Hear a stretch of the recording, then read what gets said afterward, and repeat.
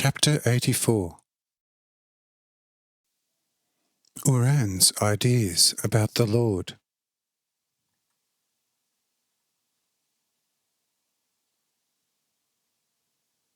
After these words by Matthau, Uran says, "I must admit to you openly, however, my now ever more worthy friend, that a sort of fear is created at the thought of the sudden extinguishing of this sun.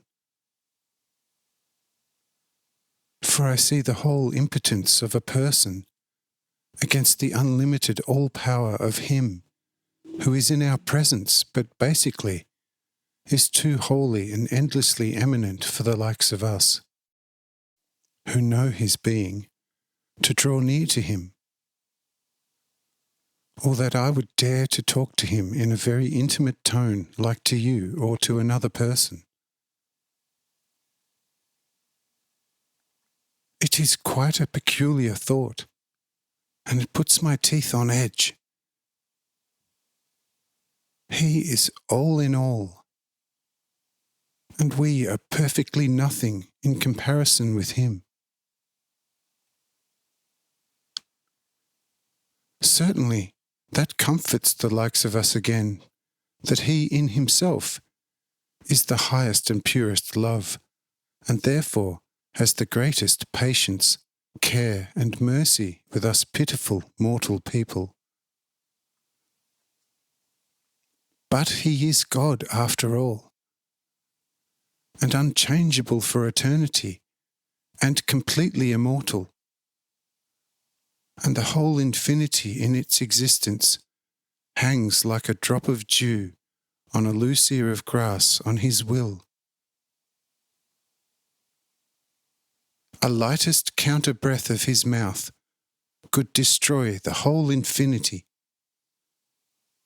as only a quite light breath blows the very light dewdrop from the tip of a blade of grass.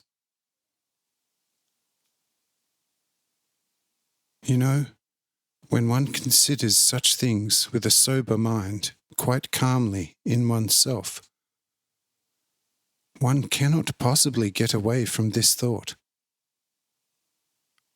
There is and remains a certain something in the visible proximity of the Almighty, which on the one hand one could call the highest bliss, but on the other hand one would rather stand far off from Him. To honour Him from a certain distance would be a great pleasure for soul and spirit, and would certainly build up a person very much. But here, nearby, one can only do that secretly in one's heart.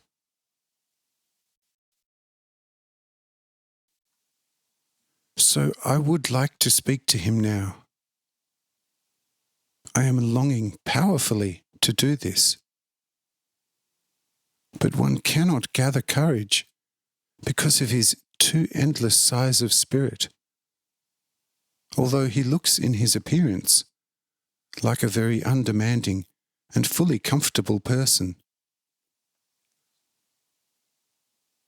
The certain, purely divinely almighty type remains all the same, and one sees it in His eyes, on a hair, and on His brow, that heaven and earth must bow before His will. Beams of light positively come out of His eyes, and His brow orders into being which never existed before. Yes, friend, that is a crushing sight, to see the Creator of the worlds and heaven in the body of a simple and fully undemanding person before one's very eyes. Truly, there is no longer any talk of any joke, but it is so, and to the Lord alone be all praise that it is now so, for without Him we would be in a very desperately bad situation under today's circumstances. Mathael says, "Certainly that, I and you in particular. For the wicked would have strangled me, and the eclipse of the sun would have consumed you. But now let us pay attention, for from now on, the false sun will not last too long. And at this sudden extinguishing of this quite rare sun, the spectacle will be over. Then all become quiet and look at the false sun.